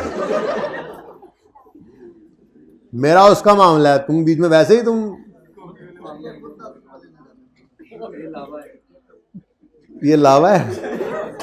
disclosure requirement of IS 8 in respect of change in policy are not applicable in case of change in method of inventory from, ये तो पॉलिसी चेंज है, होएगा। इनिशियल एडॉप्शन नहीं, change in revenue recognition policy होता है, none of above, ये तो फिर ना ही हुआ, ठीक है। तो जी बताओ, बी तो है ही, ये आप छोड़ो, फिर आपको तो रेवेन्यू पड़ा नहीं हुआ। वो क्या कह रहा है, किस किस पे नहीं लगेगा, accounting policy, revenue recognition policy नहीं समझ आती ना, IFRS 15 नहीं पड़ा हुआ, तो ये अभी अभी तो मैंने मिसाल दी थी, ये भी तो एक तरह का रेवेन्यू रिकॉर्ड करते थे, रेवेन्यू अदर इनकम हो गई, तो इसी से अंदाज़ा लगा लो कि इन सब पे तो अप्लाई होगा। तो फिर किस पे अप्लाई नहीं होगा डिस्क्लोजर बनाना, मेरे ख्याल में तो इनिशियल एडॉप्शन पे, नन ऑफ अबव तो भाई ये तो इसमें आता ही नहीं है ना, ठीक है, ये तो वैसे ही इन्होंने गलत लिखा हुआ।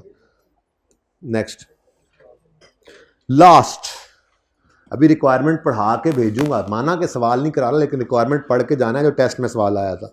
और सवाल इंतहाई आसान है, कितने बच्चों ने कर लिया था, तो हो जाना चाहिए था, उसमें कोई ऐसी चीज़ नहीं थी जो हमने नहीं पढ़ी हुई। और यकीन माने आप, ऐसी बात नहीं है, ये जितने सवाल आपको करवाए गए हैं ये आप पिछली दफ़ा के किसी बच्चे से पूछ लें, सारे उनको करवाए गए थे और वो क्वेश्चन कहीं और से नहीं आया करते, बस आपके पढ़ने में कमी होती है। Okay, which of the following would be a change in accounting policy in accordance with IAS 8? Adjusting residual value, policy change नहीं है, एस्टीमेट चेंज है।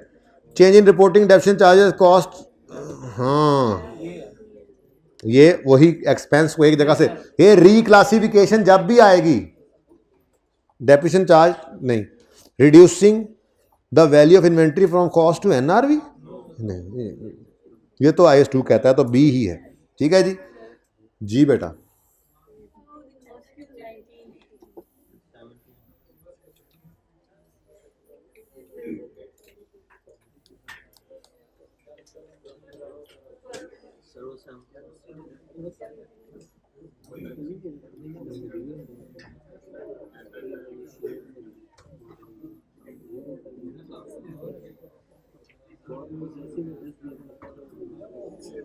अच्छा जी, अब टेस्ट वाले सवाल की सिर्फ रिक्वायरमेंट पढ़ते हैं।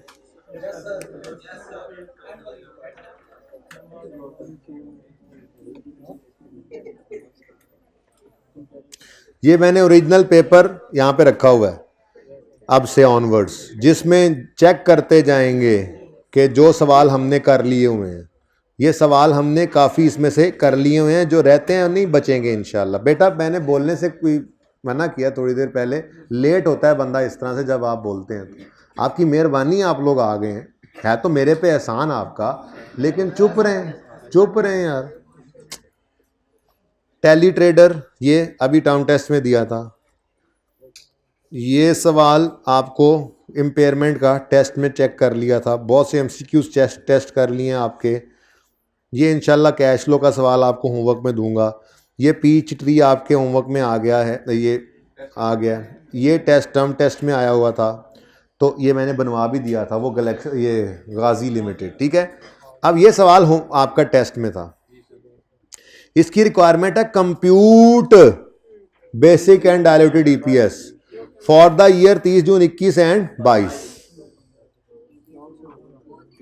ठीक है, अब बच्चे कह रहे हैं जी उसने नोट कहा था, नहीं, उसने कहा था कंप्यूट करो वो EPS जो हम कर सकें, टू बी डिस्क्लोज्ड इन, ये नहीं कहा उसने कि डिस्क्लोजर बना दीजिए। आप कहोगे जी ये तो कोई बात ना हुई, हमें ज़रा समझाएं ना ज़रा कंपैरिजन में, तो मैं समझा देता हूँ कंपैरिजन में। अगर कभी कहेगा ना डिस्क्लोजर बनाओ, तो वो इस तरह की लाइन लिखेगा, prepare extracts from statement in terms of and related notes, prepare करो नोट, इस तरह से जो मैंने कार्ड दिया था वो इस तरह से, disclose earning per share in financial statements, अगर ये लिखा होता ना जो मैंने काटा, डिस्क्लोज EPS इन फाइनेंशियल स्टेटमेंट्स, तो फिर बात थी आप वाली कि ये नोट मांगा है। उसने ये कहा है compute basic and diluted EPS too, जो हम डिस्क्लोज कर लेंगे, आपने नहीं करना। ठीक है, ये सिंपल क्या थी, कंप्यूटेशन। तो कितने गया, हाँ ये ठीक है। तो बाकी सवाल में क्या है, नेट प्रॉफिट है, इसको कुछ नहीं कहना था, ये तो इसको यूज ही नहीं करते हम, प्रॉफिट की कहानी शुरू प्रॉफिट से होती है। फिर ये 1 जुलाई पे ओपनिंग है, बिजनेस इस दिन शुरू हो रहा है, ये ओपनिंग ऑर्डिनरी शेयर्स हैं। फिर इसी साल के अंदर ओपनिंग डेट पर ही ये प्रेफरेंस शेयर रिडीमेबल हैं, कोई non redeemable irredeemable preference share थे ही नहीं, डिविडेंड भी नहीं था। फिर ये 20 मिलियन शेयर्स पार वैल्यू पर बेचे हैं, हमने इशू किए हैं। फिर ये राइट इशू हुआ है 40%, फिर कन्वर्टेबल इंस्ट्रूमेंट्स इशू हैं। इसमें क्या ऐसी बात थी, अब लाजमी आज करके आना है आपने इस सवाल। अब आपका होमवर्क क्या बना, माना कि कैश फ्लो का होमवर्क ज्यादा है, लेकिन इसको आप बीच में अगर कभी ऐड कर लेना, ओए होए होए हो जाएगा। ये भाई इसका सलूशन भी मौजूद है, मैंने वेबसाइट पे खोला हुआ है, ये देखें। अल्लाह हाफिज।